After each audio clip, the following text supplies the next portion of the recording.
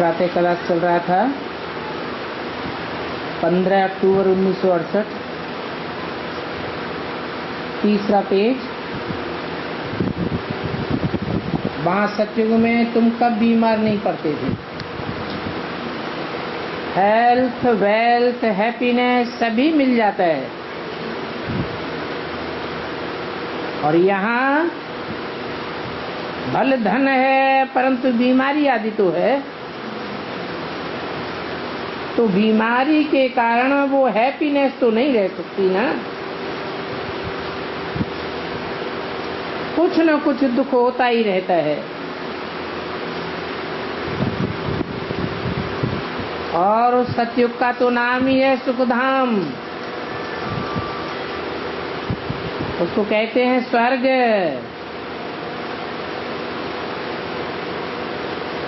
सब स्वस्थिति में जाने वाले हैं। पैराडाइज कहा जाता है।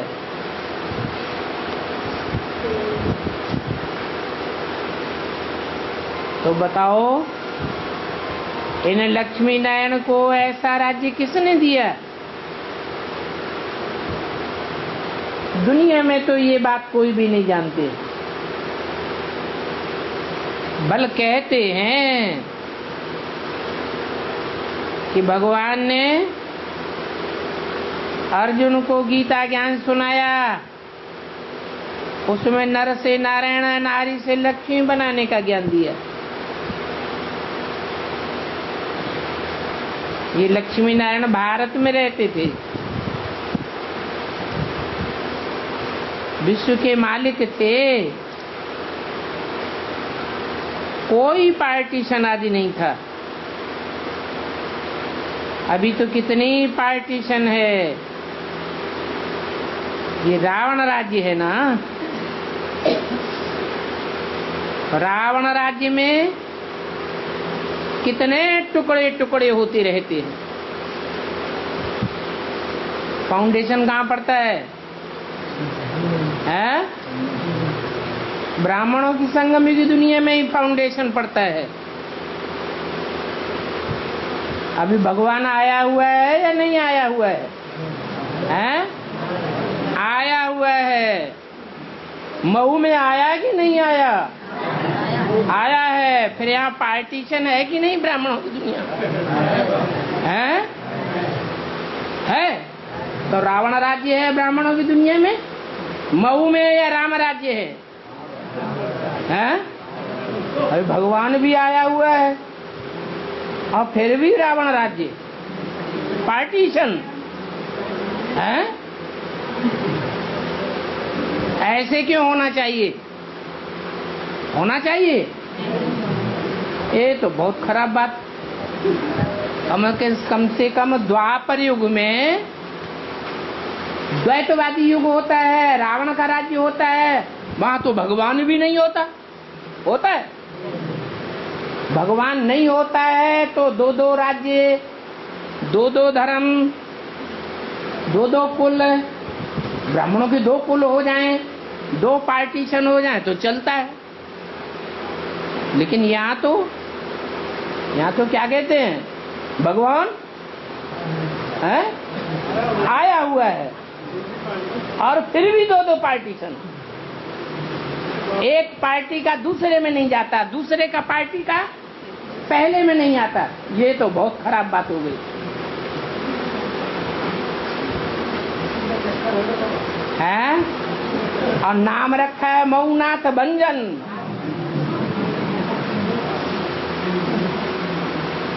भंजन माने टुकड़े टुकड़े कर देना।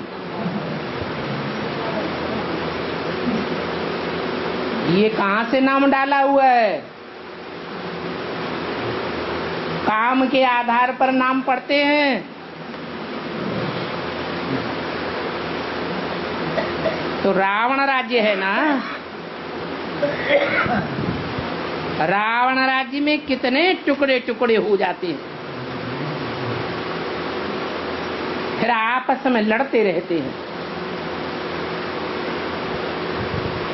वहां तो सारे भारत में इन लक्ष्मी नारायण का ही राज्य था। कोई भी दूसरा राज्य नहीं था। वहां वजीर आदि भी नहीं होते हैं सलाह देने के लिए, ऐसा करो वैसा करो। वजीरों की दरकार किसको होती है? बुद्धू राजा को होती है या बुद्धिमान राजा को? राजाएं बुद्धू हो जाते हैं, भिखारी बन जाते हैं, तो उनको वजीरों की राय दरकार होती है।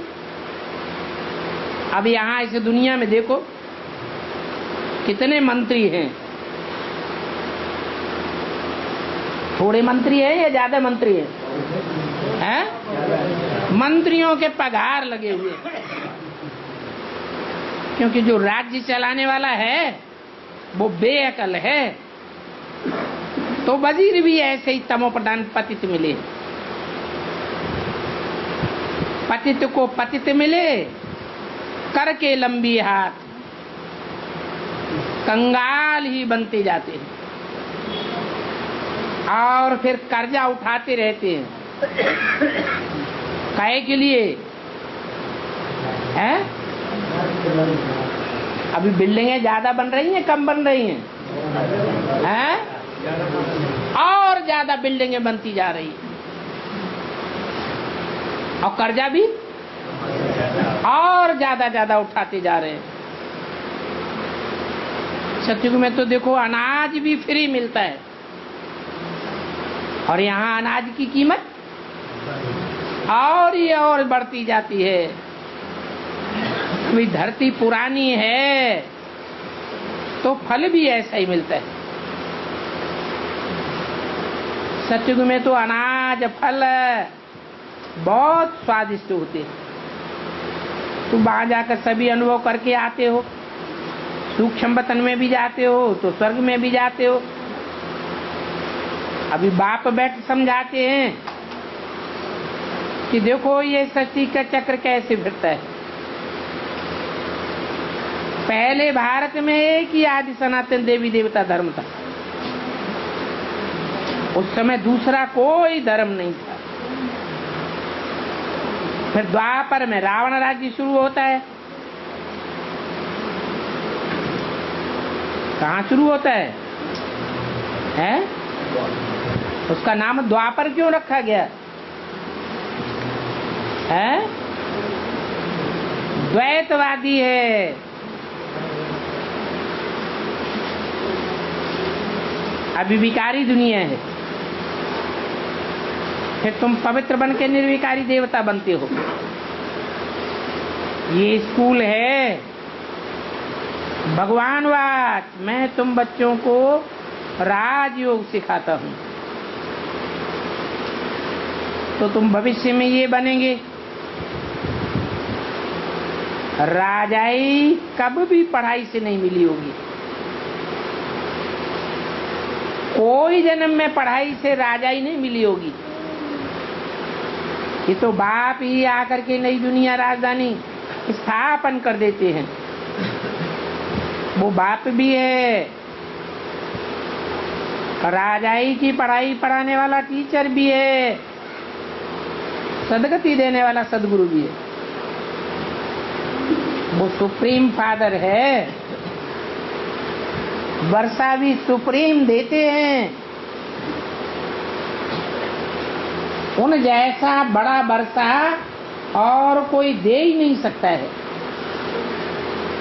वो सुप्रीम टीचर है। ऊंची पढ़ाई, सुप्रीमेसी वाली पढ़ाई पढ़ाते हैं। सुप्रीम सदगुरु है और एक ही शिव बाबा है। बाबा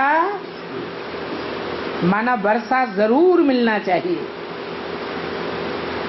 आज भी परंपरा चली आ रही है, बाप का वर्षा मिले न मिले, बाप अपने बच्चे को वर्षा दे या न दे, लेकिन बाबा अर्थात ग्रैंडफादर दादे का वर्षा तो देना ही पड़े। तो बाबा से जरूर वर्षा मिले, भगवान जरूर स्वर्ग का ही वर्षा देंगे। रावण जिसको हर वर्ष जलाते हैं, ये है भारत का नंबर 1 दुश्मन। रावण ने कैसा असुर बनाई दिया है। इन रावण का राज्य 2500 वर्ष चलता है। तो बाप समझाते हैं, मैं तुम बच्चों को सुखधाम का मालिक बनाता हूं, और रावण तुमको दुखधाम में ले जाते हैं। फिर तुम्हारी आयु ही कम हो जाती है, अचानक अकाली मृत्यु होने लगती है, अनेक बीमारियां आदि होती रहती हैं। वहां नई दुनिया में तो ऐसी कोई बात नहीं होती। तो दुनिया का नाम ही है स्वर्ग। अभी अपन को कहलाते हैं हिंदू, क्योंकि पतित हैं तो देवता कहलाने लायक नहीं है। बाप इस रथ के द्वारा बैठ करके समझाते हैं, इनके बाजू में आकर के बैठते हैं और पढ़ाने के लिए आते हैं। ये भी पढ़ते हैं, हम सभी स्टूडेंट हैं, और एक ही बाप टीचर है। अभी बाप पढ़ाते हैं, फिर 5000 वर्ष बाद आकर के पढ़ावेंगे। ये पढ़ाई और ये ज्ञान गुम हो जाता है, क्योंकि तुम पढ़ करके देवता बन जाते हो, तो फिर पढ़ाई और ज्ञान की दरकार ही क्या। 2500 वर्ष सुख का वर्षा तुमको मिलता है, फिर होता है दुख। रावण का शाप मिल जाता है। अभी भारत बहुत दुखी है, ये दुखधाम है। तो कहते भी है, ये पतित पावन आओ, आकर के हमको पावन बनाओ।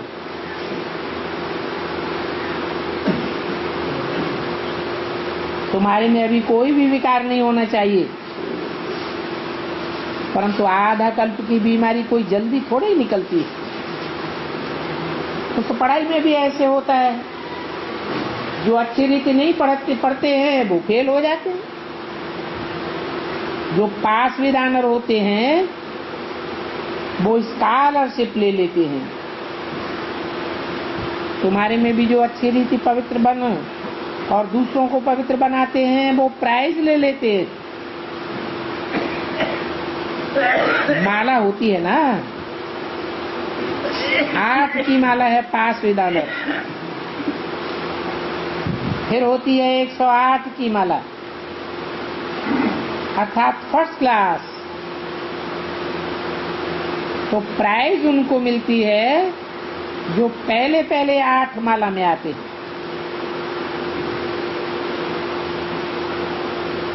जिनकी माला सिमरी जाती है तो वो थोड़े ही इनका रहस्य समझते हैं। माला में ऊपर है फूल, फिर होते हैं 2 दाने मेरू, क्योंकि स्त्री और पुरुष दोनों ही पवित्र बनते हैं। ये लक्ष्मी नारायण पवित्र थे ना, ये स्वर्गवासी कहलाते थे। यही आत्माएं फिर पुनर्जन्म लेते लेते अभी पतित बन गई, फिर यही पावन बन करके पावन दुनिया में जावेंगे। तो फिर से इनको ऐसा पवित्र बनना है। ये वर्ल्ड की हिस्ट्री ज्योग्राफी रिपीट होती है।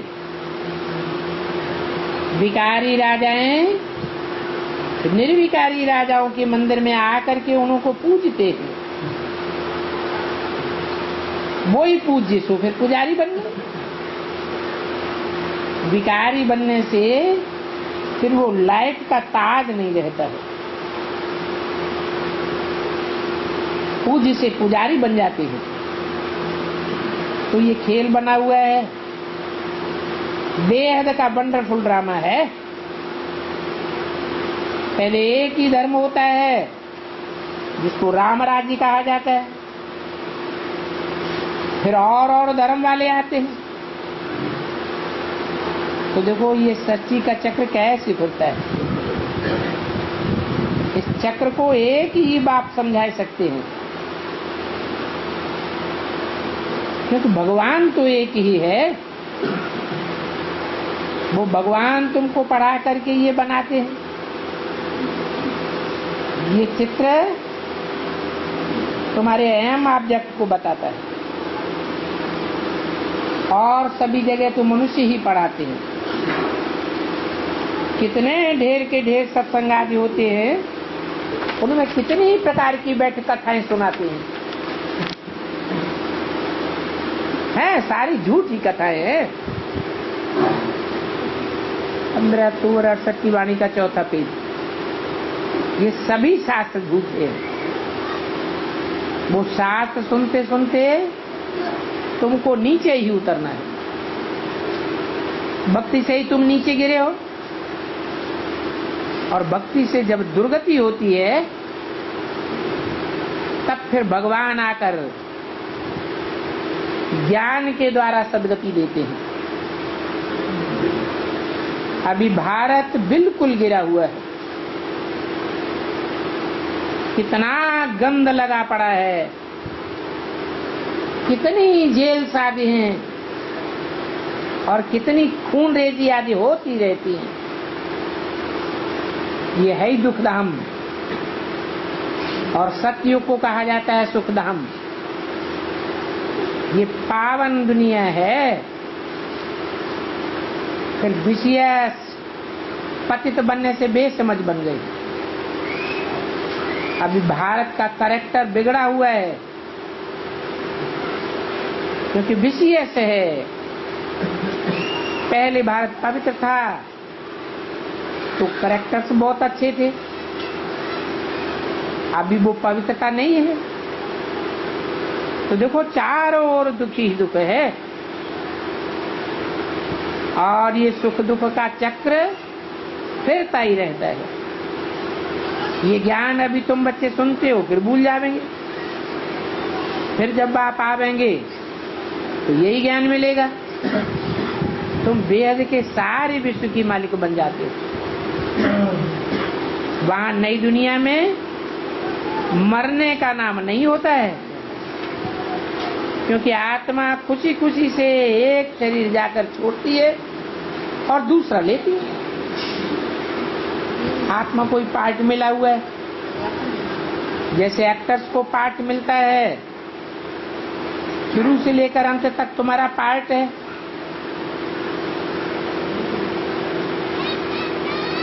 तुम बच्चों को ही बाप बाप पढ़ाते हैं। तो ये बेहद का ड्रामा है, और इसको समझने वाले भी तुम हो। समझने से ही तुम सुखधाम के मालिक बन जाते हो। अभी तो दुख की दुनिया, आत्माएं आती रहती हैं, झाड़ वृद्धि को पाता रहता है, पीछे वाली आत्माएं आती है दुखधाम में। तो ये दुख और सुख का ड्रामा बना हुआ है। जो ज्ञान नहीं लेते हैं वो पीछे दुखधाम में आते हैं। मनुष्य को पहले सुख और पीछे दुख होता है। नई दुनिया तो फिर पुरानी होती है। ये बेहद की बात है। बाप नई दुनिया स्वर्ग बनाए रहे हैं, और तुम स्वर्ग के लिए पढ़ रहे हो। तो राजधानी नंबरवार होती है स्थापन, और नंबरवार उस राजधानी में पास होकर जाते हैं। या तो राजा बनेंगे या तो प्रजा बनेंगे।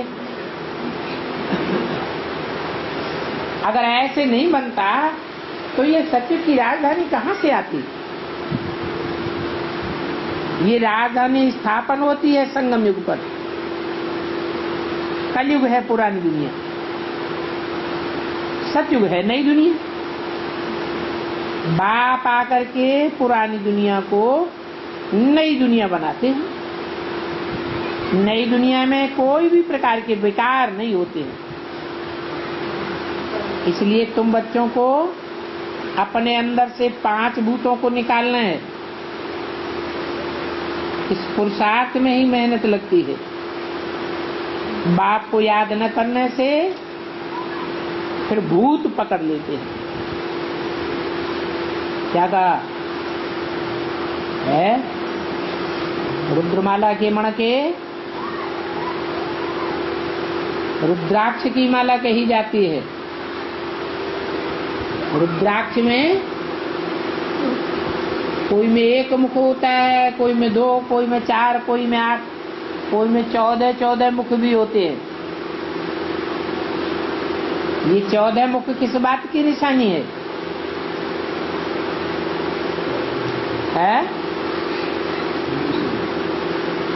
रुद्राक्ष कहा जाता है, शिवनेत्र नहीं कहा जाता। अक्ष माने आंख। शिवनेत्र तो एक शंकर को ही दिखाते हैं।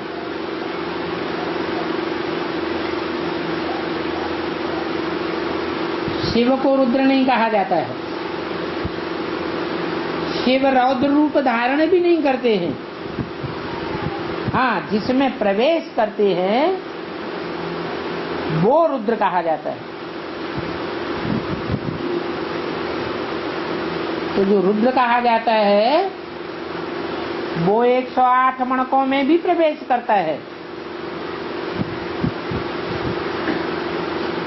तो 108 रुद्राक्ष मणकों में एक मुख दिखाना चाहिए। अनेक मुख क्यों दिखाए जाते हैं?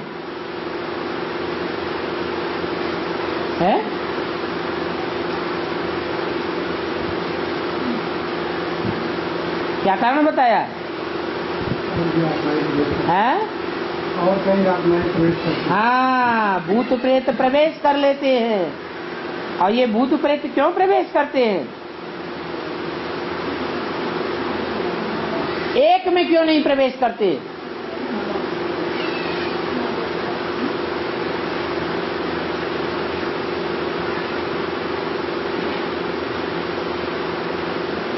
और रुद्राक्ष मणकों में इतने मुख क्यों दिखाए जाते हैं?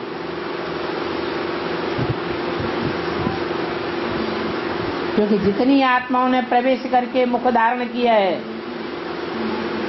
उस मुख से अनेक प्रकार की बातें बोली है, उनकी यादगार बने हुए हैं वो मुख। एक मुख से बात नहीं करेंगे, बार बार बात को पलटेंगे। तो रुद्राक्ष के मणकों में अनेक मुख भी दिखाए जाते हैं।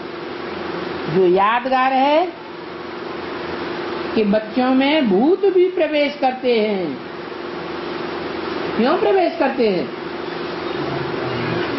क्योंकि बच्चे याद नहीं करते हैं। याद न करने से भूत पकड़ लेते हैं। बाप को याद करने से पाप भस्म हो जाएंगे। तो अभी पाप नहीं करना है, परंतु माया ऐसी है जो पाप कराए ही देती है। इसलिए बच्चों को इतनी सावधानी दी जाती है। बच्चे नंबरवार पढ़ते हैं। जो अच्छी रीति खुद पढ़ते हैं उनकी निशानी क्या होगी?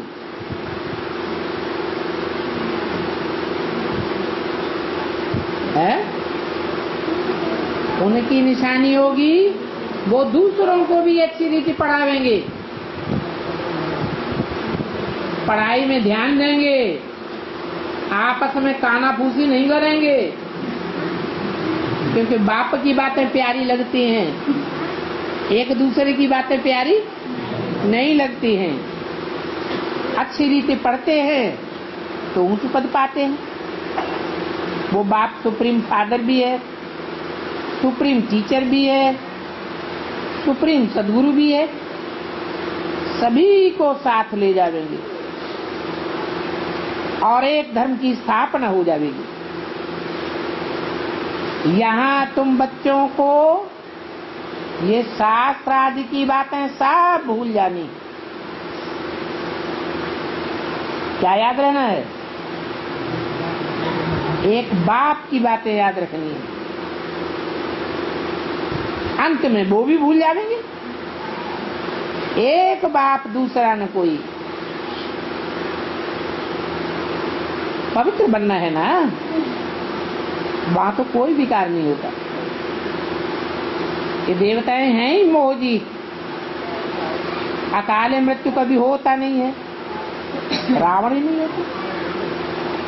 योग बल से पहले साक्षात्कार होता है। अभी हम ये पुराना शरीर छोड़ जाकर के गर्भमल में प्रवेश करेंगे। यहाँ तो देखो गर्भ जेल है, सजाएं भी खानी पड़ती हैं। तुम लोग बाहर निकलो, उठो यहाँ से, उठो उठो उठो।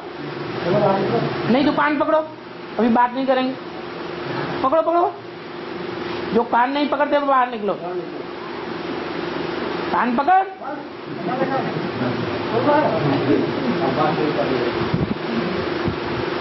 यहाँ तो गर्भ जेल में सजाएं खानी पड़ती है, फिर शारीरिक कर्म भोगना पड़ता है। वहां तो कर्म विकर्म होते ही नहीं। क्यों नहीं होते? कारण क्या है? वहां नई दुनिया में सतयुग में कर्म विकर्म क्यों नहीं होते? वहां देहभान ही नहीं होता, वहां आत्माभिमानी होकर रहते हैं। यहाँ भी अगर हम आत्माभिमानी होकर रहे हैं 100%, तो यहाँ भी कर्म करते हमारे कोई विकर्म नहीं बनेंगे, छी कर्म हो नहीं सकेंगे। लेकिन यहाँ तो 5 विकार हैं, इनको भूत कहा जाता है। इन भूतों को आकर के बाप ही निकालते हैं। तो भक्ति मार्ग में कहाँ ले जाते हैं भूत निकलवाने के लिए? है? अरे कोई खास मंदिर है भारत में प्रसिद्ध है? भूतनाथ मंदिर और बालाजी मंदिर। कहाँ जाते हैं? बालाजी में भूत निकालने के लिए ले जाते हैं ना। आधा कल्प का ये भूत बड़ा मुश्किल निकलता है। इस पढ़ाई में बहुत मजा है। दिल में समझते हैं हम अभी बाप के बने हैं, फिर हम स्वर्ग के मालिक बनेंगे। परंतु शर्त ये है कि स्वर्ग का मालिक बनने से पहले हमारे अंदर कोई विकार नहीं होना चाहिए। अगर विकार होगा तो मालिक बनने के बजाय और ही सजा खानी पड़ेगी और पद भी भ्रष्ट हो जाएगा। विकारी बनते हैं तो बच्चे फौरन लिखते हैं, बाबा हम गिर गए, अभी हमारे ऊपर रहम करो। बाप कहेंगे जो कुछ भी होता है, तुमने जो भी किया वो सारी कमाई चट हो गई, अभी फिर नए सिरे तुमको मेहनत करनी पड़े। तुम्हारा पद भी भ्रष्ट हो जाता है, मेहनत लगती है, कायदे बहुत है। शादी भी भल करे, परंतु पवित्र रहने से विश्व की बादशाही मिल सकती है। तो हम क्यों न एक जन्म के लिए पवित्र बने? ये पतित दुनिया खत्म हो जाएगी। फिर ये प्रश्न ही नहीं उठ सकता कि दुनिया कैसे चलेगी। अरे इतने ये 400-500 करोड़ मनुष्य सब खलास हो जाएंगे क्या? हाँ, सिर्फ छोटा सा भारत ही बचेगा। ये समझने की बात है।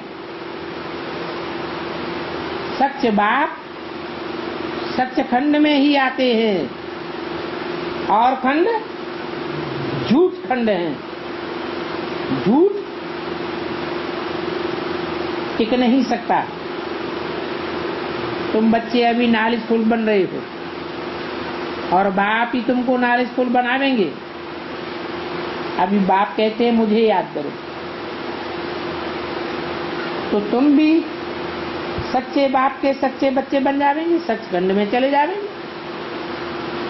बच्चे को कोई घड़ी घड़ी कहना नहीं होता है कि मुझे याद करो, और यहाँ बाप को कहना पड़ता है।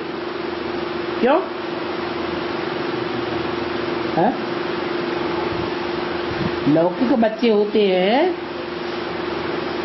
तो बाप बच्चों से घड़ी घड़ी कहता है मुझे याद करो, बाप नहीं कहता। लेकिन बच्चे ज्यों ज्यों समझदार होते जाते हैं, बड़े होते जाते हैं, बाप को याद करते हैं कि बाप से हमें वर्षा मिलेगा,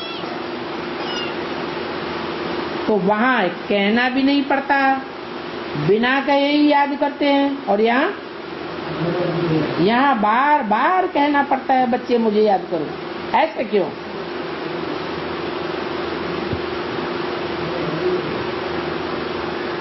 क्योंकि वहां कहने वाला बाप भी देह अभिमानी है और यहाँ बाप आत्मा अभिमानी है।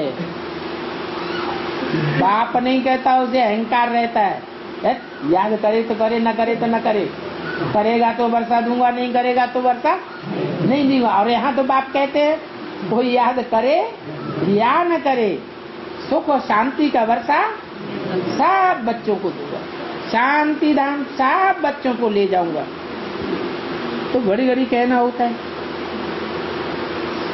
वहां लौकिक दुनिया में तो बाप को याद करने में बच्चे आप ही हिर जाते हैं।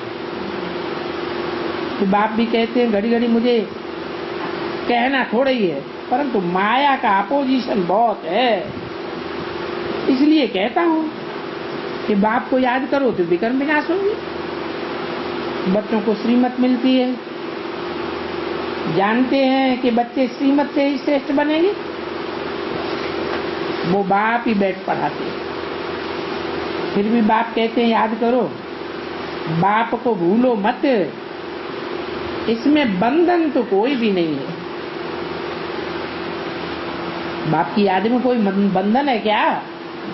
है? नहीं है। माया बांधती नहीं है। माया का बंधन नहीं है क्या? माया का बंधन तो है। अच्छा, मीठे मीठे से खिलते रूहानी बच्चों को रूहानी बाप और दादा का याद प्यार, गुड मॉर्निंग। रूहानी बच्चों को रूहानी बाप का नमस्ते।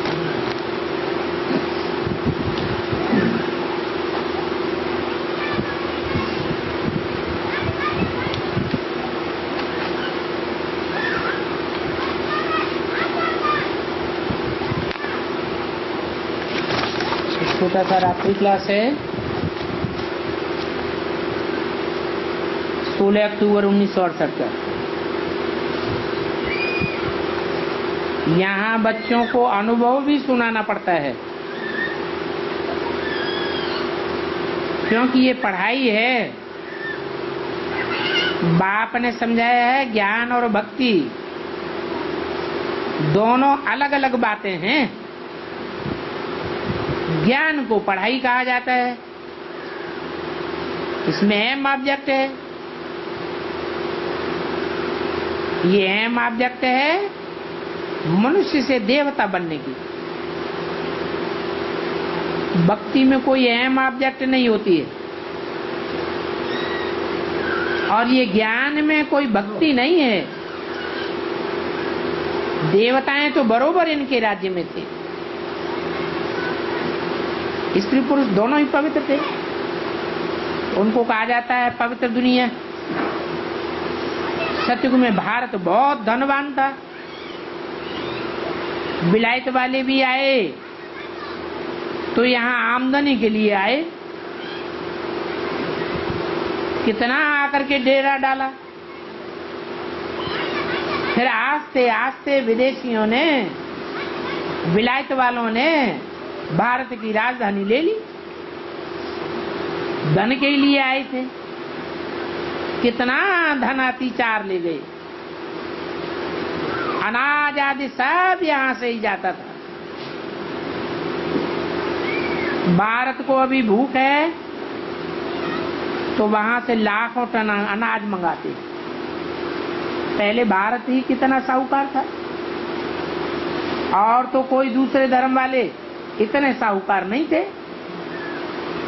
धार में क्लियर दिखाई पड़ता है। तो कहानी बन गई है। तुम भी समझाते हो 5000 वर्ष पहले भारत में सिर्फ एक ही देवी देवता सनातन धर्म था। ये लक्ष्मी नारायण छोटेपन में राधे कृष्ण थे। अभी तो कलयुग है, पहले सतयुग था। तो सतयुग से कलयुग कैसे बना? सचखंड से झूठ खंड कैसे बना? ये एक कहानी बन जाती है। देव देवताओं का राज्य था, वो कहाँ गया? अभी तो रावण राज्य है, आसुरी राज्य।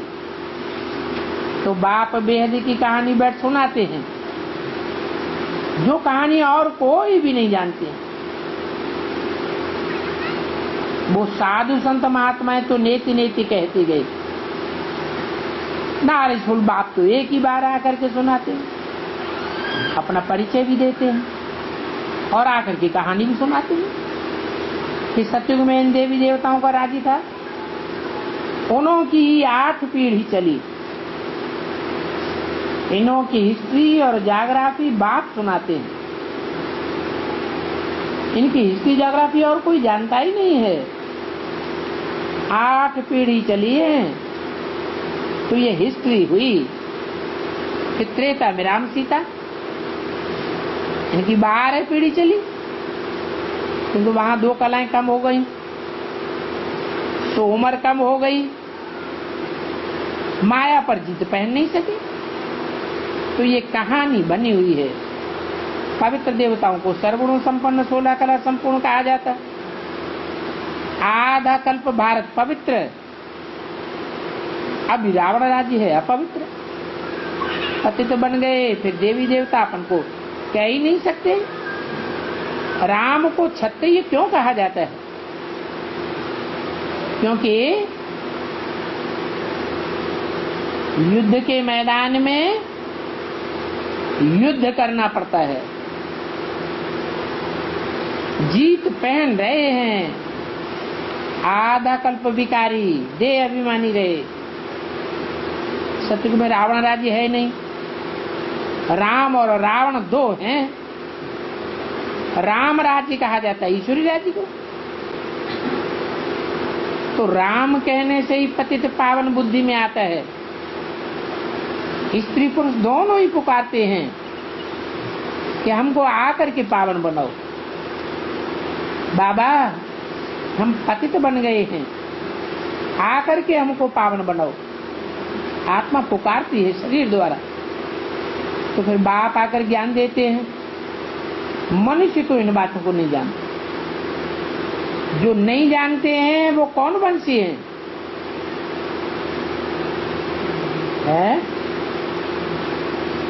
जो बाप को नहीं जानते, बाप के ज्ञान को नहीं जानते, वो कौन से वंशी हैं? शूद्र वंशी हैं। तो देशक वाले कौन से वंशी हो गए? बाप को जानते हैं, बाप के ज्ञान को जानते हैं, तो शूद्र वंशी हैं न जानने वाले। शूद्र से ब्राह्मण बने।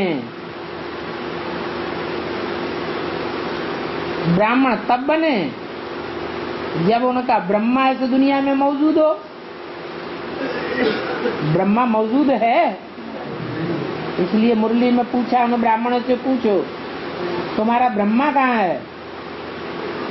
तो कहेंगे सूक्ष्म वतन में। अब ब्रह्मा सूक्ष्म वतन में, तो तुम ब्राह्मण यहाँ कहाँ से आ गए? ब्रह्मा भी यहाँ चाहिए और ब्राह्मण भी यहाँ चाहिए, फिर ब्राह्मण से देवता बने। तुम्हारा ये विराट रूप का चित्र भी है। श्री कृष्ण के 84 जन्मों की कहानी भी है। ये राधे की भी कहानी है, तो कृष्ण के भी 84 जन्मों की कहानी है। फिर ब्रह्मा सरस्वती के भी 84 जन्मों की कहानी कहेंगे, क्योंकि ब्राह्मण ही सुदर्शन चक्रधारी बनते हैं। ये लीप युग है। ब्रह्मा ने कितने जन्म लिए? कहेंगे 84। ये पहले पहले कौन था?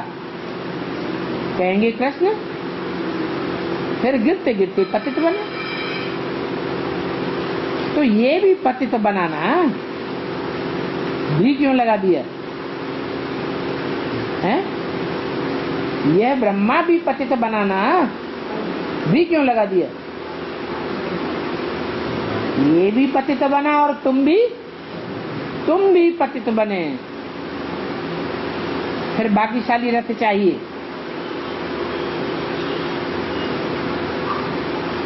क्या कहा है? भाग्यशाली रथ कौन सा हुआ? ब्रह्मा हुआ या कोई और बाद में हुआ?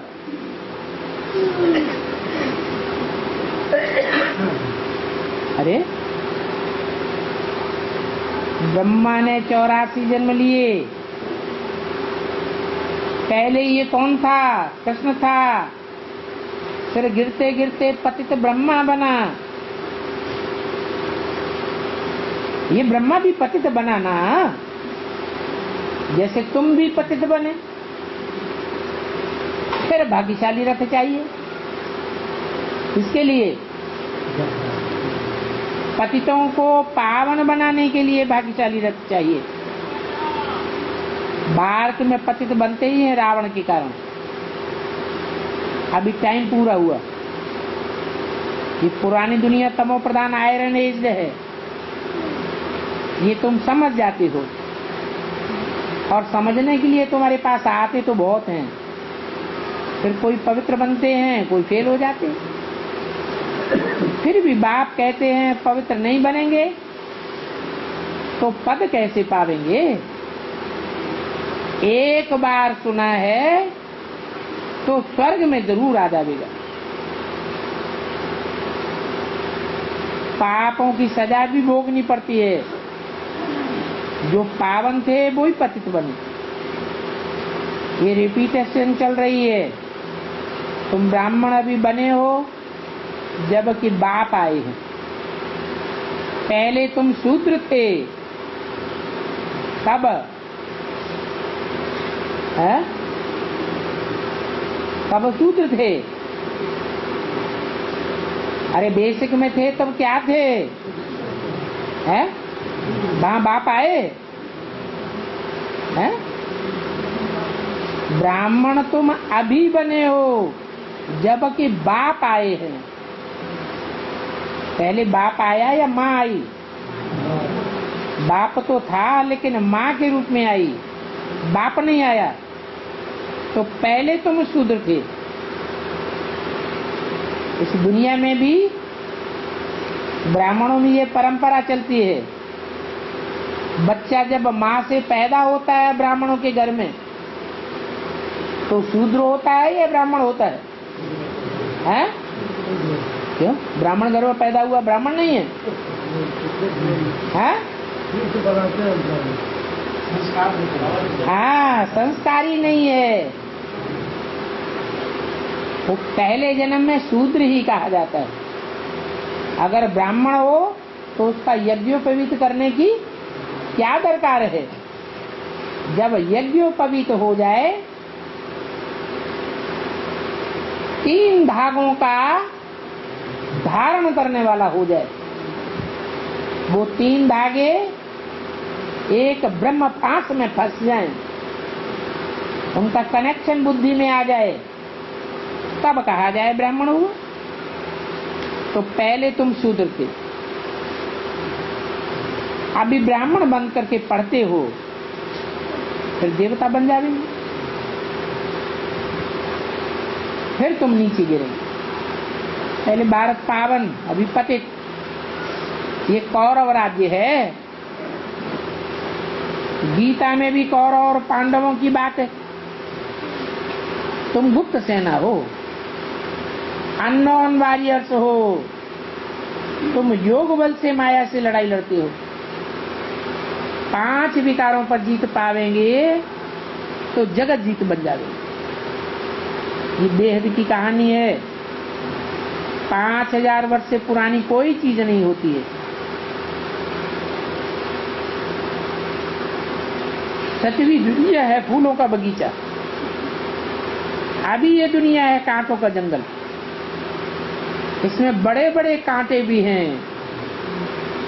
कलयुगी मनुष्यों ने श्री कृष्ण को बड़े से बड़ा कांटा बनाई दिया है।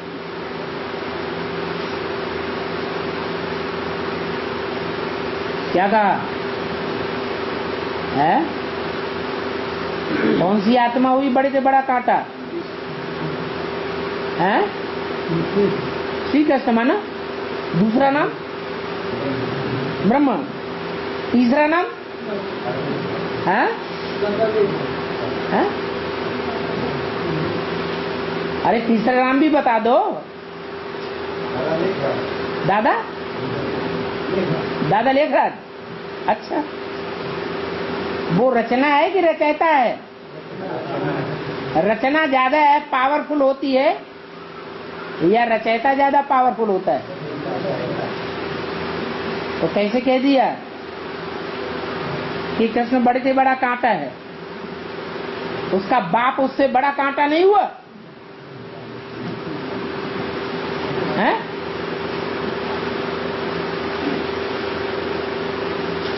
एक है भक्ति मार्ग में जिसे कृष्ण कहा जाता है, उसकी जानकारी लोगों को नहीं है। वो कृष्ण गीता का भगवान नहीं है। और एक है संगम युगी कृष्ण, जिसे बाप भगवान आकर के भगवान भगवती बनाते हैं। तो संगम युगी कृष्ण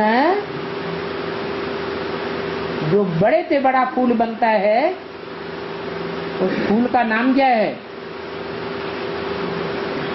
अरे बड़े फूल का नाम क्या होता है? कमल फूल, किंग फ्लावर। जो किंग फ्लावर होता है स्वर्णम युगी संगम युग में, वो ही कलयुग के अंत में बड़े से बड़ा कांटा बनता है। कहते हैं उनको 16,108 रानियां थी। दादा लेखराज को थी क्या? है? तो बड़े से बड़ा कांटा कौन हुआ है? कौन हुआ? संगम युगी कृष्ण। तो सबसे बड़ा कांटा तो ये हुआ ना। शास्त्रों में कितनी मूर्खता की बातें लिख दी। तुम जो जन्म बाई जन्म सुनते आए हो, वो सब झूठा सुनते आए हो। वेद शास्त्र जो भी सुनते आए, वो सब भक्ति की अंधश्रद्धा की बातें। अभी तुमको मिलता है ज्ञान, और ज्ञान मिलता भी है एक ही बार, बार बार नहीं मिलता है। कोई संस्कार ले जाते हैं तो फिर आकर के ज्ञान ले सकते हैं। यज्ञ के आदि में बहुत सी आत्माएं संस्कार लेकर के गई, शरीर छोड़ करके, वो फिर आकर के ज्ञान ले रही। कोई छोटेपन में भी अच्छा समझ जाते हैं। तो क्या समझा जाता है कि इन्होंने पूर्व जन्म में ब्राह्मणत्व के संस्कार धारण किए। तुम्हारे से जो जाते हैं तो जरूर संस्कार ले जाते हैं, फिर आकर के ज्ञान लेते हैं। ओम शांति।